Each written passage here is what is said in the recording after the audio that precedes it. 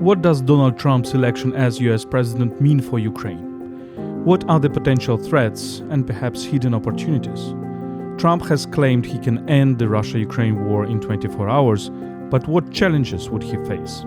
You're listening to the podcast Explaining Ukraine. Explaining Ukraine is a podcast by UkraineWorld, a multilingual media about Ukraine. My name is Volodymyr Yermolenko. I'm a Ukrainian philosopher, chief editor of UkraineWorld and president of PAN Ukraine. My guest today is Natalya Gumenyuk, a well-known Ukrainian journalist. She traveled to the US to report on the election campaign and gain an insider's perspective. Natalya has published extensively in both Ukrainian and international media and is a leading figure in the Public Interest Journalism Lab and the Reckoning Project. UkraineWorld is a multilingual media about Ukraine, brought to you by Internews Ukraine, one of Ukraine's largest media NGOs. You can support our work at patreon.com/UkraineWorld. You can also support our volunteer trips to the front lines at PayPal, ukraine.resisting@gmail.com. You can find these links in the description of this episode. So, let's start.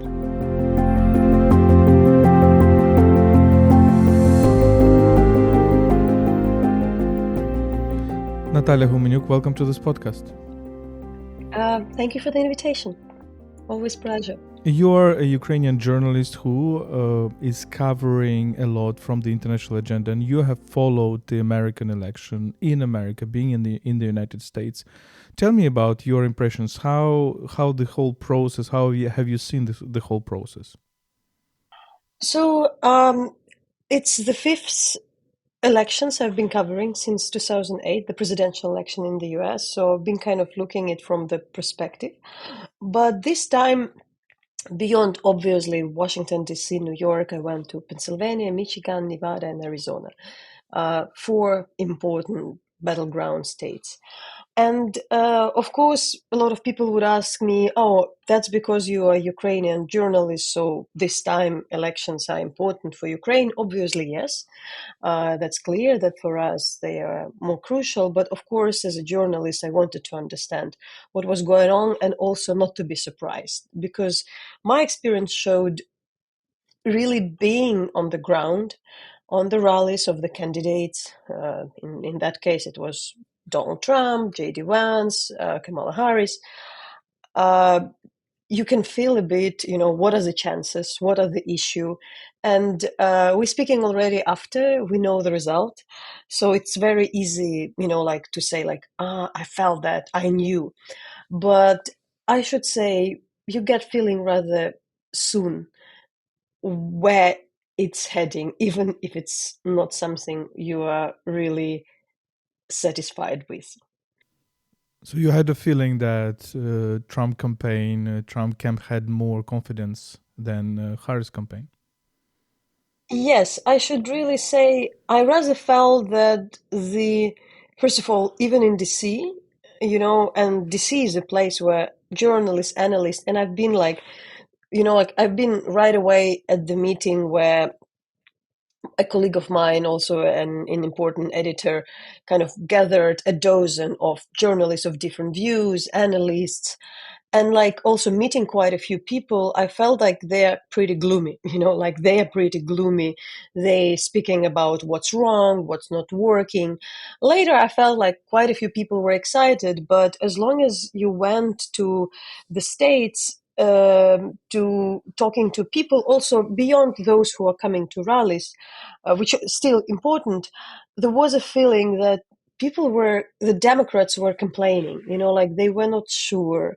They were discussing the weak points. And, it's kind of a sign that, that there is something lacking. So if one side isn't really confident in the victory and another is confident, it's very hard to catch up.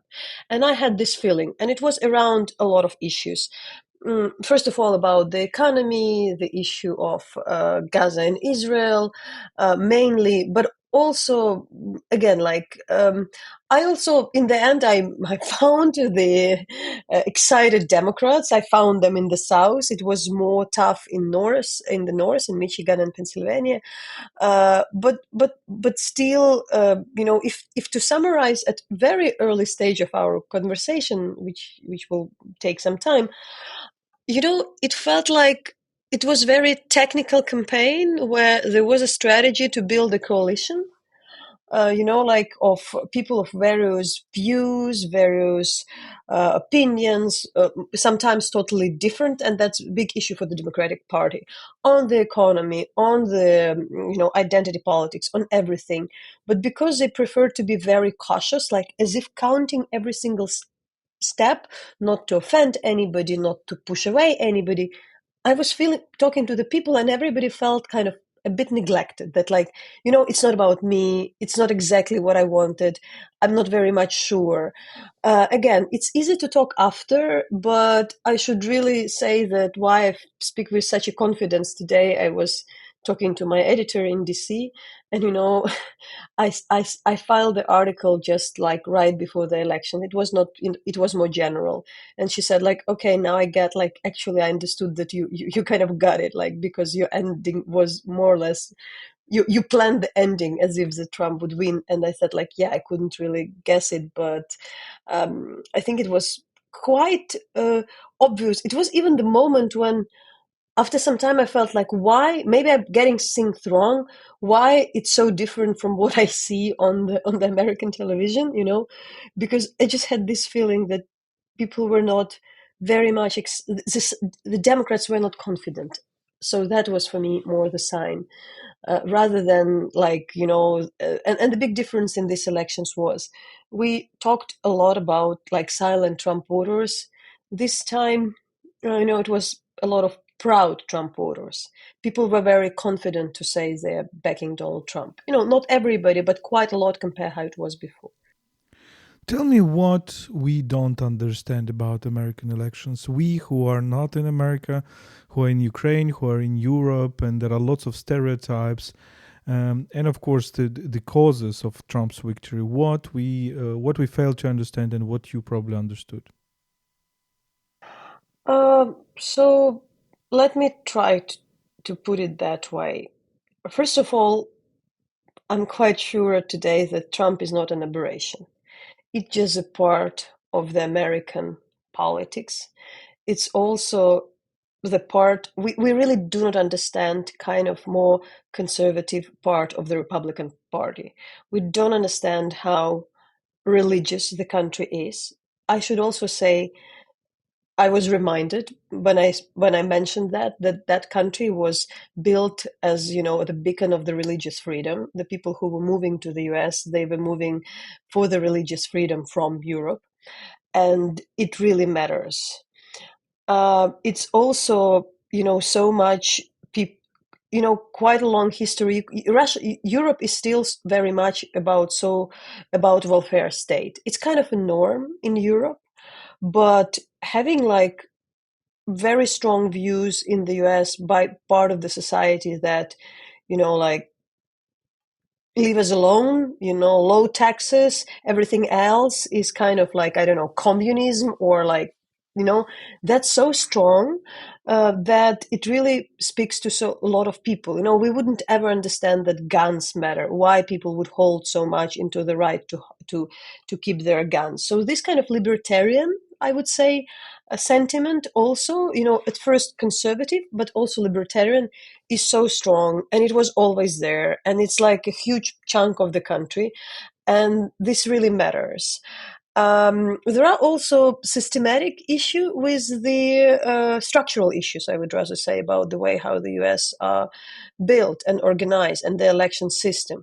It really favors Republicans. Like the system itself protects this kind of white minority. I should also say it's not minority, but like it treats like the system is built in a way who has access to the votes, how many obstacles are, how the states are divided. But also, surprisingly, we also should say that this time Trump got the popular vote. It's one of the rare cases when Democrats didn't win the popular vote.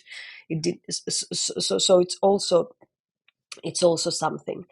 And most important and very important thing, and it's nothing not to be nothing to be resolved. The Americans are more and more looking inward, and for them these elections are not at all about the international relations, about what's going on abroad, with one difference: Gaza and Israel at this time. But it's really doesn't matter. It's all about the inner issues.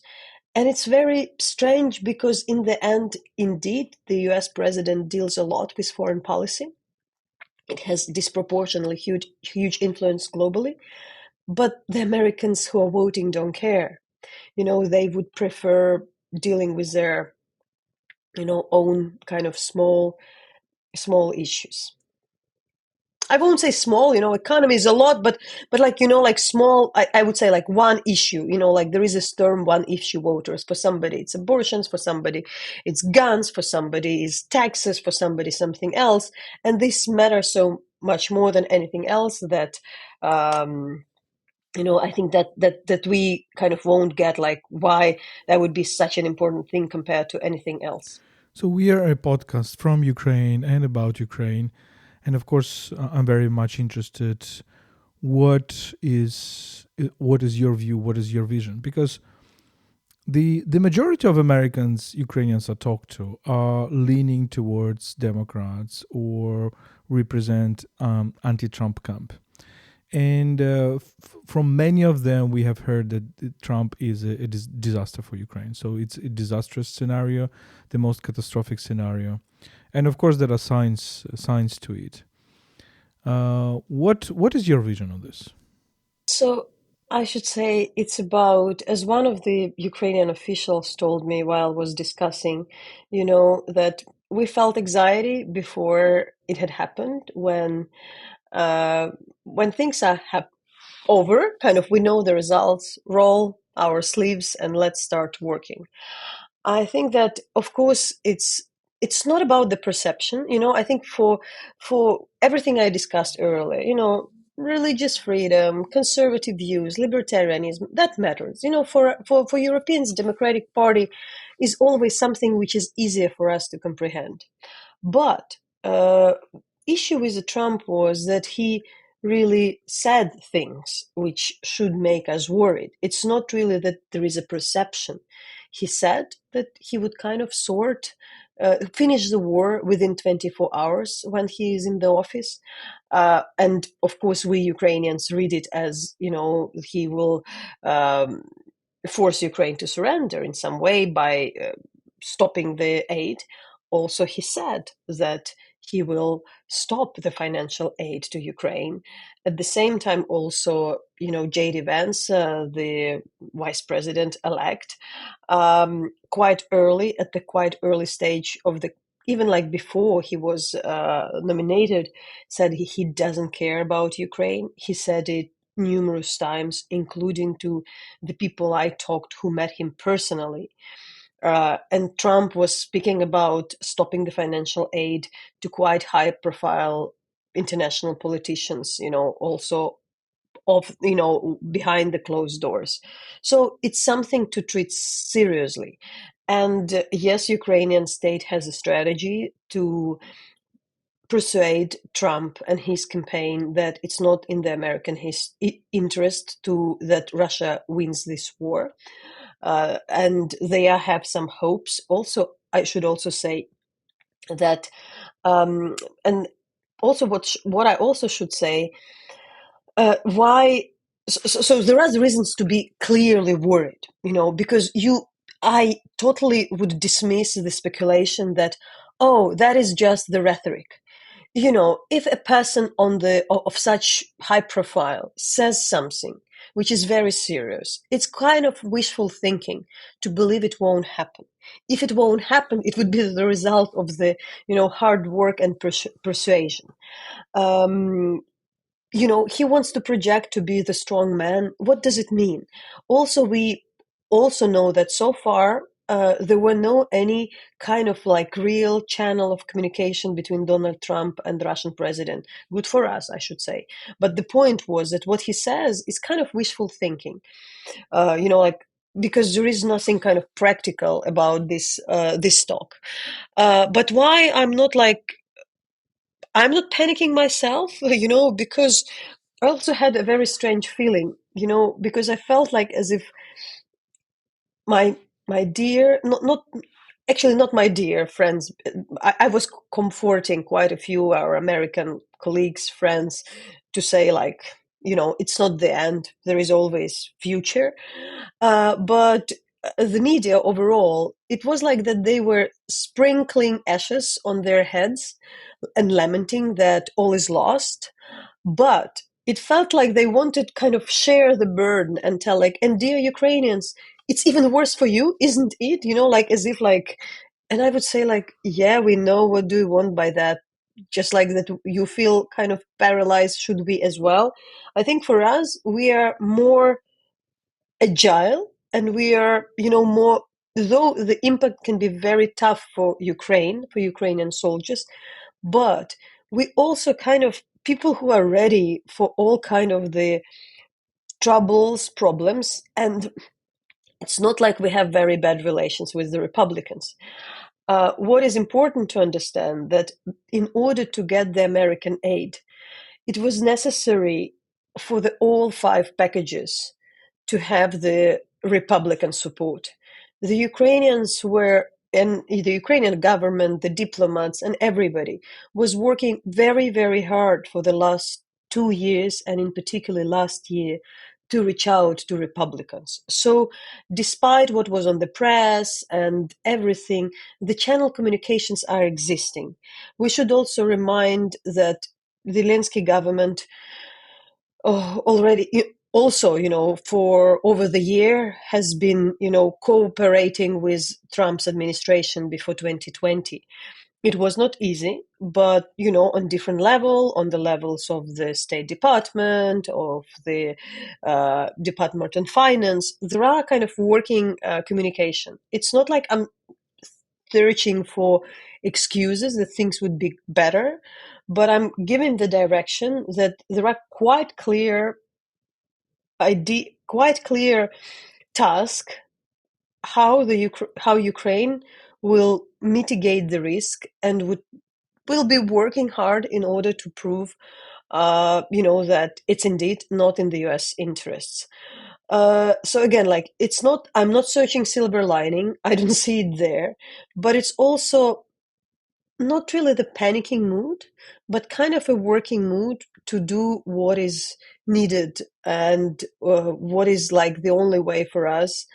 That's why, you know, uh, I became very cautious with the word disaster, but it doesn't look like it's a good news. It's complicated task. But Volodya, has it been ever easy for us? Yeah, it's never been easy, and Ukrainians cannot afford the word disaster, especially in the situation we are living now. We have news every day. Yesterday it was Zaporizhia. Today it was again Kharkiv, and big gliding bombs, Russian bombs, who are destroying building by building. Well, this is disaster. This is the catastrophe when humans are dying, and all the rest is politics. So politics is navigatable. So let me ask. I agree with your estimation about certain statements by Trump.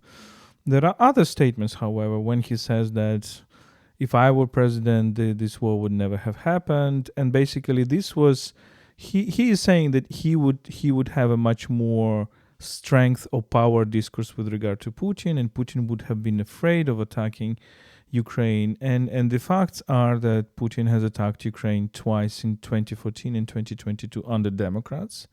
And Trump, by the way, says it himself.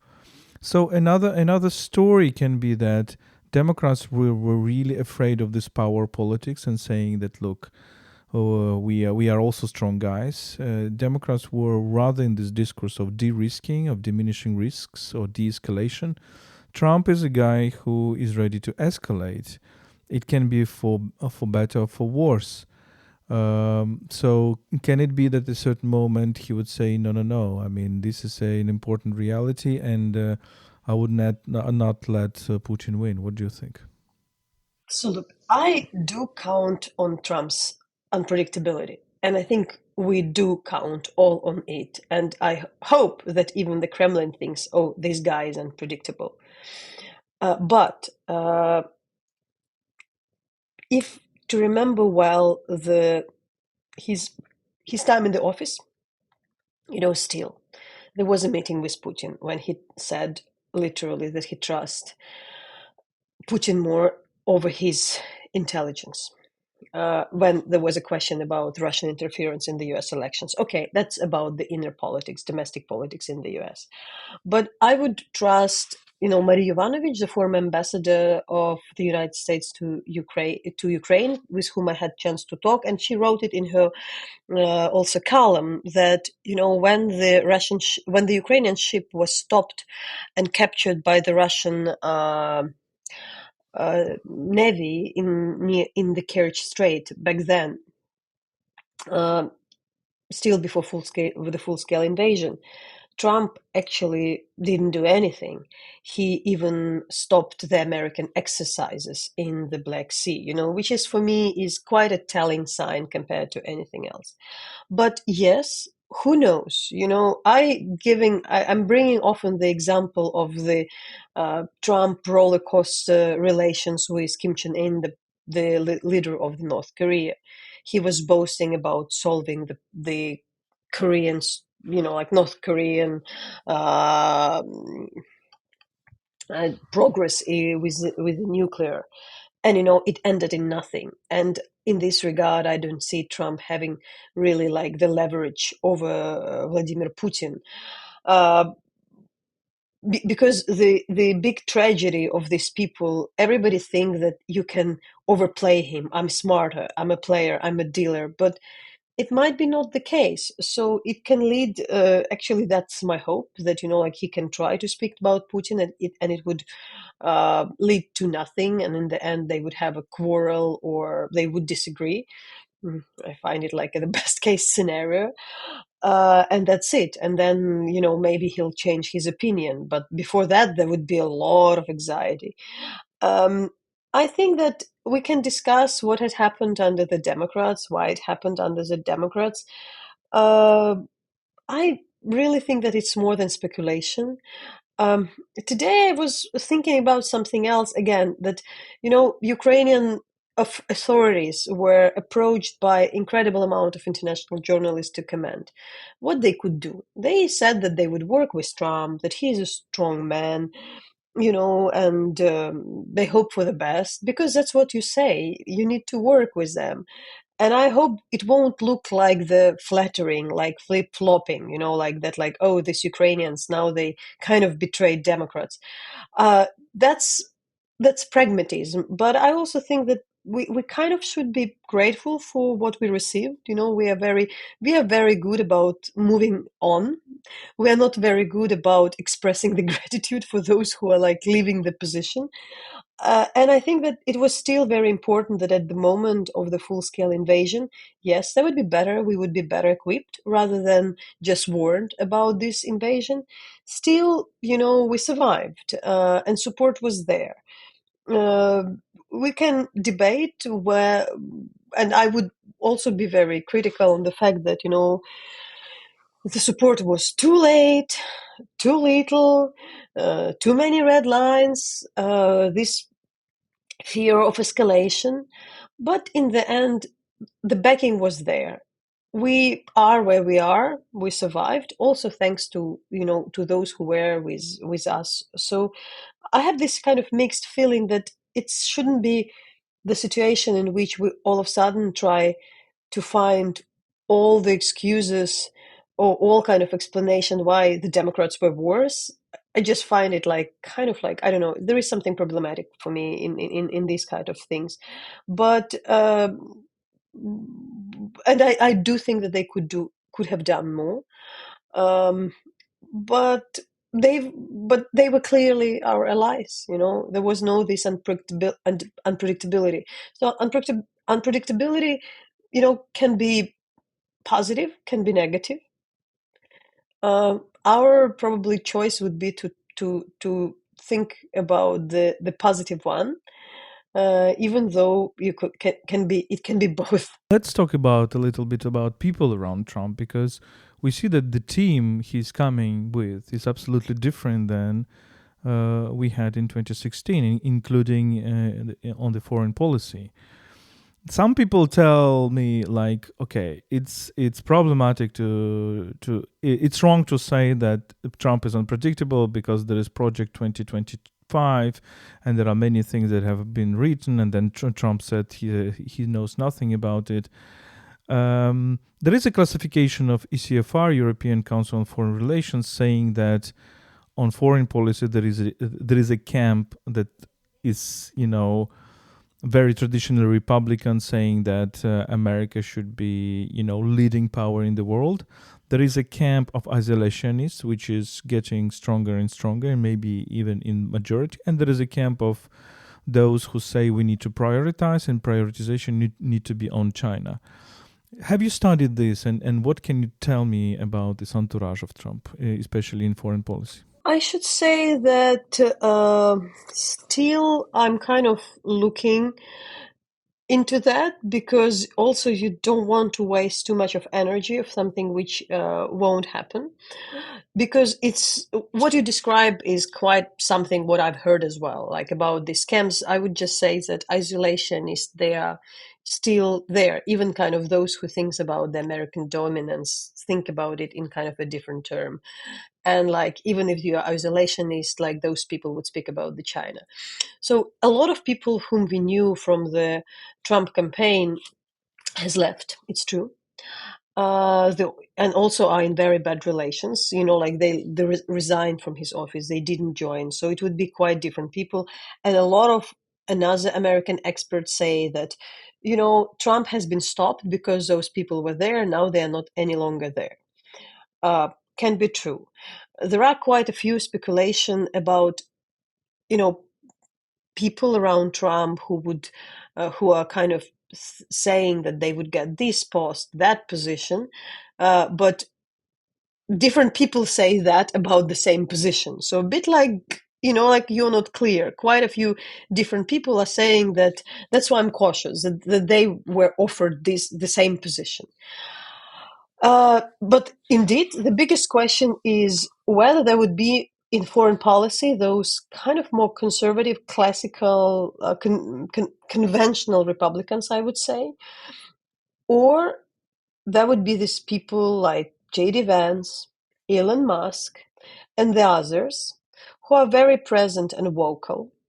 And it can be both. It can be that some people would, be appointed from this like older camp, but who knows what would be the role of Elon Musk? To say that he won't have a say? No, he looks like the person who can say has a say about everything. JD Vance can sometimes say that he isn't that interested into the foreign policy, but would have very strong quotes on over China, over Ukraine. I don't see the reason why this kind of new camp of more or less MAGA people won't be vocal. I don't really understand why not. They are his driver. He likes those type of people. If they are around him, they are more reliable, they are more loyal, though they are also kind of can be independent figures. But I honestly don't see the reason why Trump should rely more on this kind of old guard. He's not exactly this type of person. Ask you about the Ukrainian reality, because Trump says that okay, he will finish the war in 24 hours, and I think he is saying that because he doesn't understand the whole complexity of the situation. The question about even if he pushes Ukraine to admit that 20% of the territories are occupied, the question is where we draw the line. Because do we draw the line according to actual front line? Russia will not agree, because Russia thinks that parts of the territory which it declared Russian, Zaporizhia, Kherson, parts of Donetsk Oblast, are actually Russian because they're part of the Ukrainian of Russian constitution. And in Russian understanding of the reality, of course, it's absolutely perverse. But in Russian understanding of the reality, legal understanding, it is Ukraine who is occupying Russian territories. This is the absurdity of this war.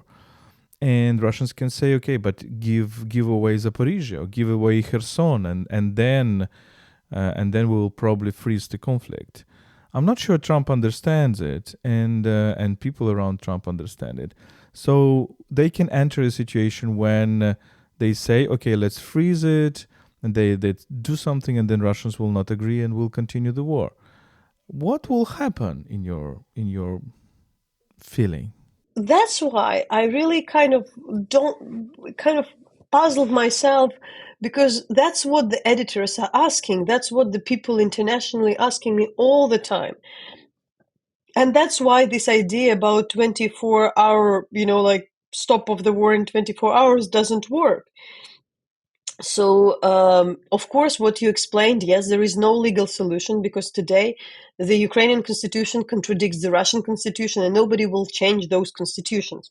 So that should be really like the very strong leverage over one of the position. And I don't see what it should be.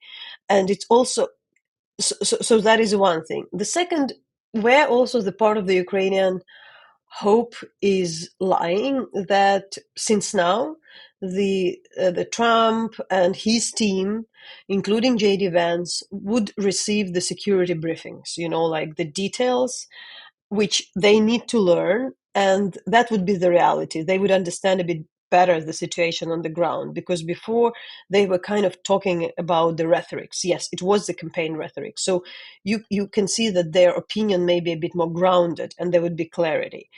It doesn't mean that it would stop and prevent from kind of approaching Putin to discuss.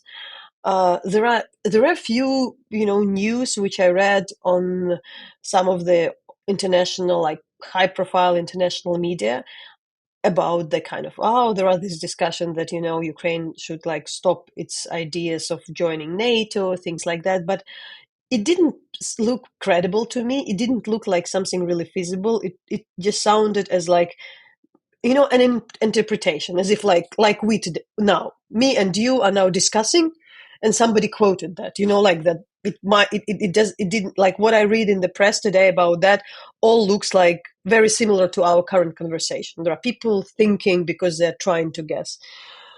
So I really don't know. I honestly cannot figure out what it should be, because the US should provide some guarantees then to Ukraine, because otherwise why we need to stop? And I don't see, like Trump doing that. Yet there was one thing for me which made me a bit puzzled, because all our friends, colleagues, kind of Democrat-leaning pundits, they all speaking about Trump's affection with Vladimir Putin and Russia, and it's there. But at the same time, they are so much, negative against China. Like they really like speaking so much about how big adversary is China. And for me, that's exactly like, well, don't they get that, uh, Russia and China are the close partners? That actually, if Trump plays favor to Moscow, he kind of also gives a hand to Beijing, that he would kind of be doing things which are good for Beijing. So that made me, confused about his position. If you start to think about it rationally, can really the US slide into the alliance with whom? Russia, Iran, and China? How? So again, like it might sound like the wishful thinking from my side. Mm, I think that the Trump was more into the idea that we don't need to finance Ukraine because we just don't want to give money away. Let's Europeans finance Ukraine because, let Europeans finance the NATO. So it's more important for him not to pay for Ukraine, not to pay Ukraine, even if it's the money are like not that big. And even though the money the US is providing to us, a lot of them are spent inside the US because they're given to the American arm producers. So, like the money are not leaving the United States. But it looks like he's more obsessed with the idea that we don't spend those money and let us force Europeans to finance something rather than real, real kind of idea of like becoming a friend with Putin, mainly because of this kind of Chinese issue, which is so obviously important for the Republicans and for the Americans today. Yeah, let me follow up on China because it's very good that you touched upon this. I think there are two possibilities, both of them related to the name of Kissinger. I think what Trump might want is to make anti Kissinger, meaning that making a deal with Russia against China, in the same way as Kissinger was doing a deal with China against the Soviet Union. Or he can think about Kissinger 2.0.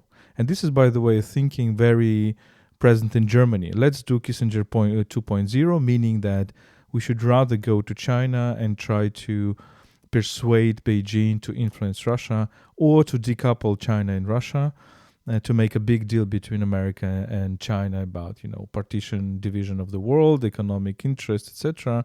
But also ask China, to push Russia to stop this war. And I agree with you. I think both of these ideas are illusionary because Russia and China are increasingly forming an alliance. So it's naive to think that you can decouple them, and that will also be a reality to which Trump, Elon Musk, I don't know, some other people would have to face. What do you think? I should say it's a very, I would really agree, and it's a very interesting observation. I actually was asked today exactly about this idea of like, oh, can Trump try to agree with Russia against China? Russia is so dependent on China already that I don't see the way that Russia would risk this dependency, with anything US would promise, especially like you can't promise Trump, even if like, I don't know, I'm saying something very weird, but if you imagine to be Vladimir Putin, why you would trust Trump? Like really, like he's unpredictable. So you won't risk your such a huge dependency on China, which is crazy. So again, I don't see this really happening in one or another way, mainly because this alliance is already there, and it's very different from the time from the Soviet Union, was China was weaker, Soviet Union was big. It's a different kind of type of the relation at this stage. Let me maybe ask the last question about Europe. Frankly speaking, I was at all my occasions after the beginning of the full-scale invasion, talking with Europeans. I was saying, look, Trump can come back to power.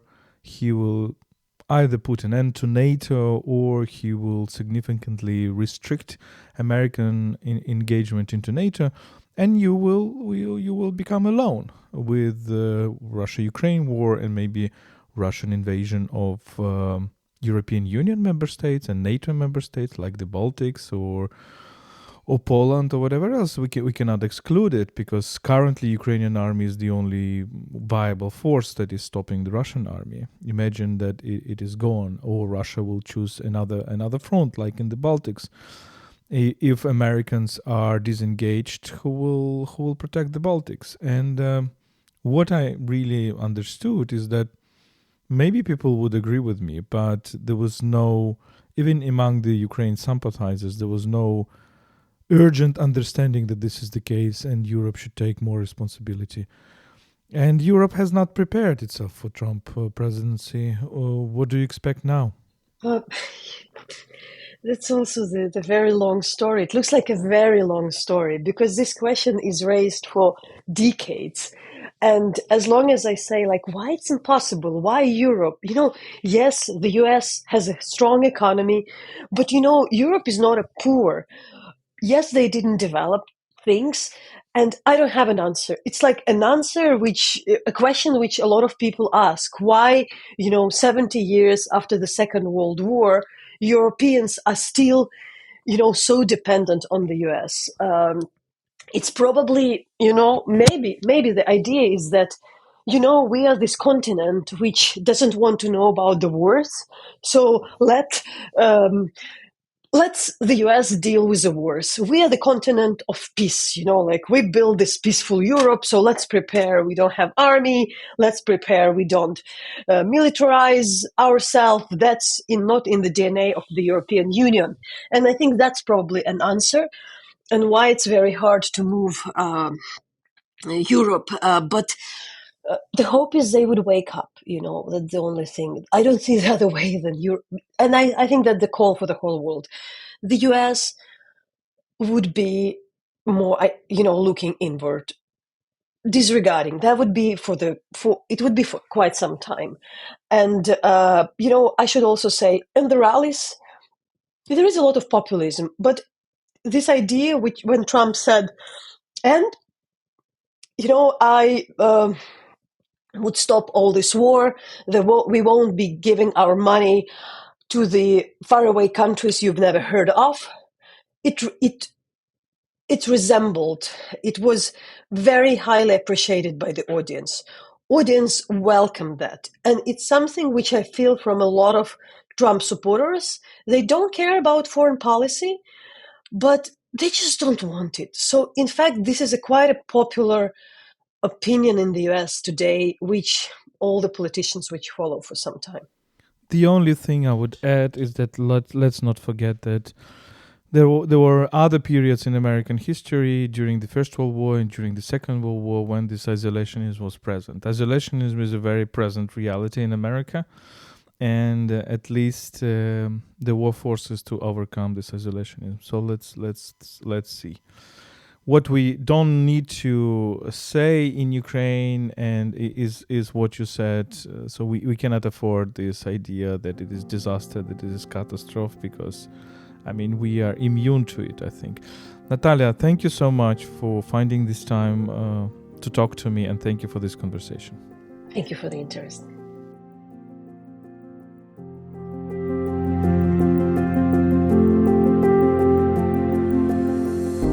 This was a podcast Explain Ukraine by UkraineWorld, a multilingual media about Ukraine. My name is Volodymyr Yermolenko. I'm a Ukrainian philosopher, journalist, and chief editor of UkraineWorld. I'm also president of PEN Ukraine. My guest today was Natalya Gumenyuk, a well-known Ukrainian journalist who traveled to the US to report on the election campaign. You can support our work at patreon.com/UkraineWorld.